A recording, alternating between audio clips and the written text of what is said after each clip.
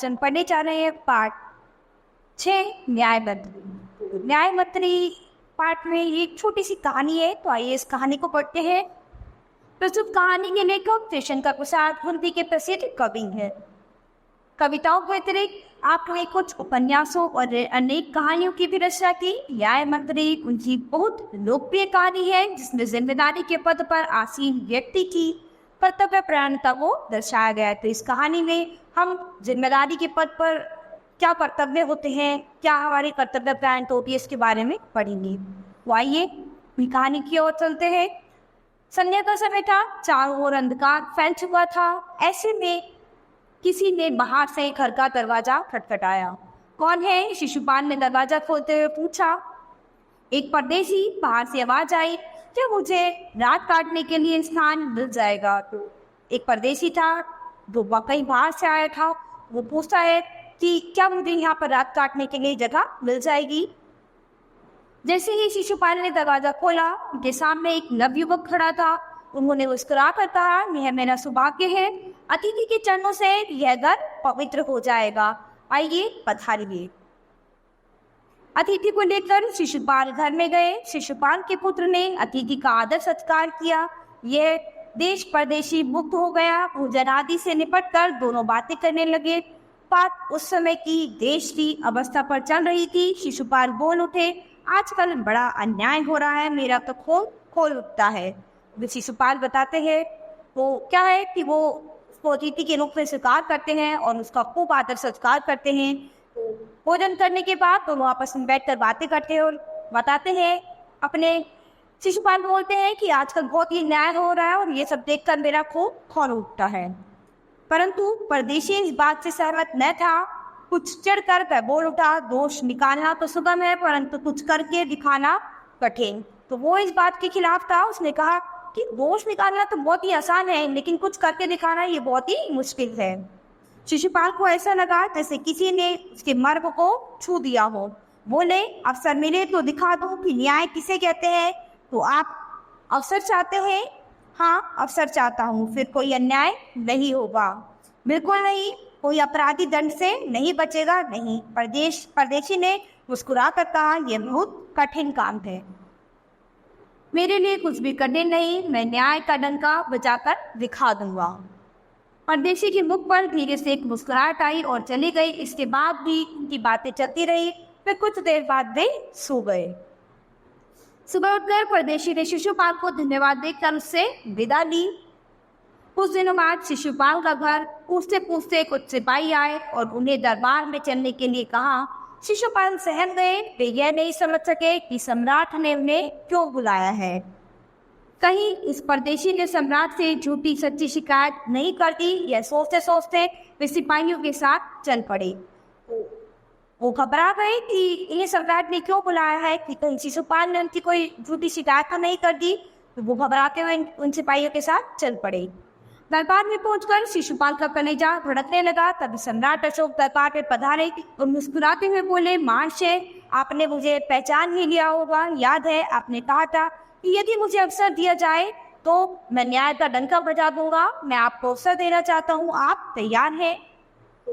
अभी जैसे ही सम्राट अशोक आते हैं, जैसे ही वहाँ पर सम्राट अशोक दरबार में आते हैं, तो वो क्या कहते हैं कि आपने ज़रूर मुझे पहचान ही लिया होगा। मैं तुम्हें एक अवसर देना चाहता हूँ। आपने कहा था मुझे एक अवसर देकर देखिए, मैं न्याय का डंका बजा दूंगा। तो क्या है कि अभी आज मैं आपको एक अवसर देना चाहता हूँ। पहले तो शिशुपाल कुछ घबराए, परंतु फिर उन्होंने बड़ी शांति से गर्दन उठाकर कहा, यदि सम्राट की यही इच्छा है तो मैं तैयार हूँ। पहले तो वो सम्राट को देखकर घबरा गए, क्योंकि वो सम्राट वही थे जो उनके पास घर में परदेशी बनकर आए थे। तो उसके बाद उन्होंने गर्दन झुकाकर कहा, यदि सम्राट की यही इच्छा है तो मैं तैयार हूँ। बहुत ही, कल से आप न्याय मंत्री हुए। सम्राट ने कहा। अपने हाथ से अंगूठी उतार कर शिशुपाल को पहना दी। यह सम्राट अशोक की राजमुद्रा थी। अब शिशुपाल न्याय मंत्री थे। उन्होंने राज्य की समुचित व्यवस्था करना आरंभ कर दिया। उनके सुप्रबंध से राज्य में पूरी तरह शांति रहने लगी। किसी को किसी प्रकार का भय नहीं था। लोग दरवाजे तक खुले छोड़ जाते थे। चारों ओर न्याय मंत्री के सुप्रबंध एवं न्याय की धूम मच गई। तो उन्होंने अपना काम बहुत ही अच्छे से किया। उन्होंने अपना राज्य में न्याय की बहुत ही अच्छी व्यवस्था की, लोग अपने दरवाजे भी खुले छोड़कर चले जाते थे और पूरे राज्य में न्याय का डंका बजने लगा। लगभग 1 महीने बाद किसी ने रात में एक पहरेदार की हत्या कर दी। सुबह होते ही यह बात चारों ओर फैल गई। लोग बड़े हैरान थे। शिशुपाल की तो नींद ही उड़ गई। उन्होंने खाना पीना छोड़कर अपराधी का पता लगाने में रात दिन एक कर दिया। बहुत प्रयत्न करने के बाद जब अपराधी का पता चला तो शिशुपाल के आश्चर्य का ठिकाना नहीं रहा। स्वयं सम्राट ने उस पहरेदार की हत्या कर दी थी। सम्राट को अपराधी घोषित करना बहुत ही कठिन काम था।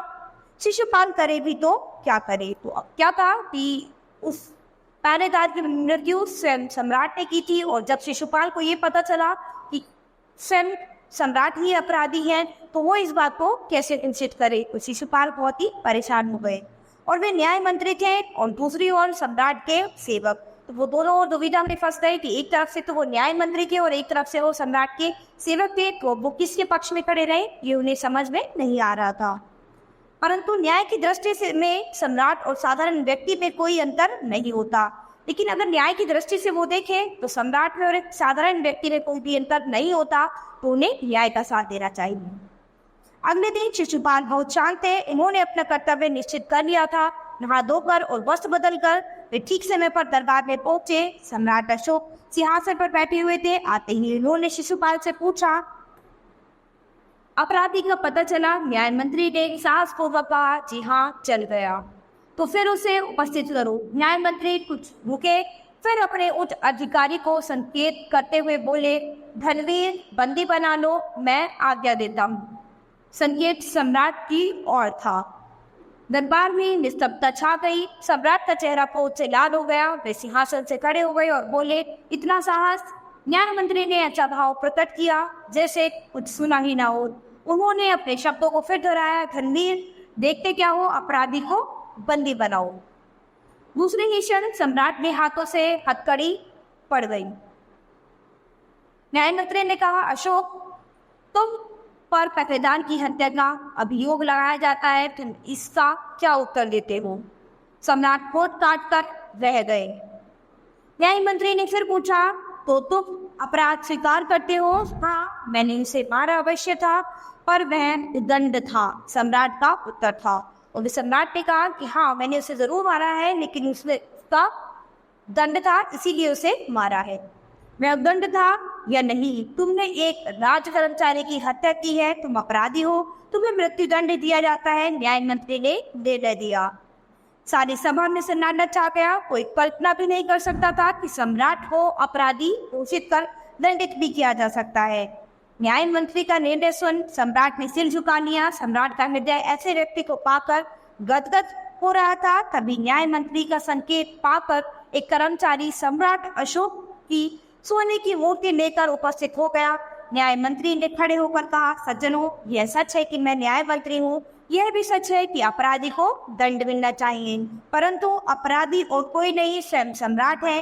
शास्त्रों में राजा को ईश्वर का रूप माना गया है, इसीलिए उसे ईश्वर ही दंड दे सकता है। अतः मैं आज्ञा देता हूँ कि सम्राट को चेतावनी देकर छोड़ दिया जाए और उनके स्थान पर इस सोने की मूर्ति को फांसी पर लटका दिया जाए, जिससे लोगों को शिक्षा मिले। तो अभी उन्होंने क्या किया? कहा कि सम्राट को हम ईश्वर की तरह मानते हैं, ईश्वर का रूप मानते हैं, इसीलिए मैं चाहता हूँ कि सम्राट को चेतावनी देकर छोड़ दिया जाए और उनकी जगह ये सोने की जो मूर्ति है उसको फांसी पर लटका दिया जाए, जिससे लोगों को यही शिक्षा मिले कि अगर कोई अपराध करेगा तो उसको इसी तरह से दंड मिलेगा।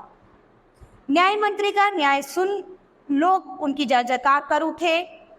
जब सब लोग चले गए तो शिशुपाल ने राजमुद्रा सम्राट अशोक के सामने रख दी और बोले, महाराज, यह राजमुद्रा वापस ले ले, मुझसे वह बोझ नहीं उठाया जाएगा। अशोक ने सम्मान से उनकी ओर देखते हुए गदगद कंठ से कहा, आपने मेरी आंखें खोल दी है, आपका साहस प्रशंसनीय है, यह बोझ आपके अतिरिक्त और कोई नहीं उठा सकता। तो क्या था कि जो न्याय मंत्री थे उन्होंने इस तरह से न्याय किया कि सम्राट अशोक की आंखें खुल गई। वो समझ गए कि इनसे अच्छा न्याय मंत्री और कोई नहीं हो सकता और इतना साहस और किसी में नहीं है कि कोई सम्राट के सामने खड़े हो सके। तो आप जो भी काम आप करते हैं उसको पूरे दृढ़ निश्चयता के साथ कीजिए, पूरे आत्मविश्वास के साथ कीजिए, अच्छी तरह से कीजिए, जिससे क्या है कि आपके काम पर, आपके चीज़ों पर कोई भी उंगली ना उठा सके। तो वहाँ पर जो न्याय मंत्री थे वो बहुत ही सच्चे थे, उन्होंने न्याय की नज़रों में सम्राट को और सभी लोगों को एक समान रखा और उन्होंने न्याय किया।